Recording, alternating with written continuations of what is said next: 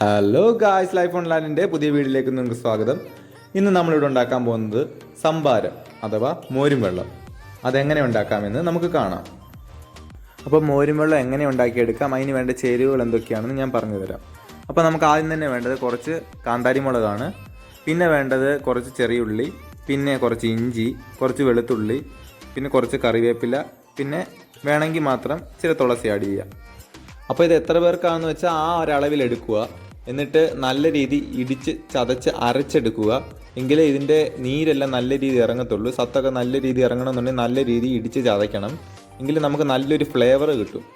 അപ്പം നല്ല രീതി ഇടിച്ച് ചതച്ചെടുക്കുക.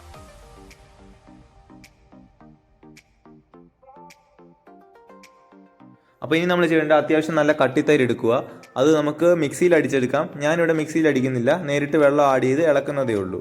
അപ്പം ഇതിൻ്റെ ആ തൈരിൻ്റെ കട്ടിയുള്ള ആ ഒരു കൺസിസ്റ്റൻസി മാറ്റിയിട്ട് നമുക്ക് ലൂസാക്കി എടുക്കേണ്ടത് അത്യാവശ്യമാണ്. നല്ല വെള്ളം പോലിരിക്കണം ഇത്. അപ്പം നമുക്ക് അങ്ങനെ ചെയ്യാം. അപ്പോൾ നമ്മൾ കുറച്ച് മുമ്പ് ചതച്ച് വെച്ച ആ ചേരുവകൾ നമുക്ക് നല്ല രീതിയിൽ ഇതിനകത്തോട്ട് ആഡ് ചെയ്തിട്ട് നമുക്ക് നല്ല രീതിയിൽ ഇളക്കി, അതിനകത്തെ ആ ഒരു എസൻസ് എല്ലാം ഈ വെള്ളത്തിലേക്ക് നല്ല രീതിയിൽ ഇറങ്ങുന്ന രീതിയിൽ നമുക്ക് നല്ല രീതിയിൽ ഒന്ന് ഇളക്കിയൊക്കെ കൊടുക്കണം. അപ്പോൾ നമുക്ക് ഈ ചേരുവകളെല്ലാം നല്ല രീതിയിൽ ഇളക്കി കൊടുക്കണം. ഇളക്കി കൊടുത്തിട്ട് 2-3 വട്ടം നമുക്ക് അടിച്ചെടുക്കാം. അപ്പോൾ ഇത്രയേ ഉള്ളൂ ഗായ്സ്, രുചികരമായിട്ടുള്ള സംഭാരം റെഡി. അപ്പോൾ ഞാൻ ഇതെൻ്റെ കൂട്ടുകാരന് ടേസ്റ്റ് ചെയ്യാൻ കൊടുക്കുകയാണ്.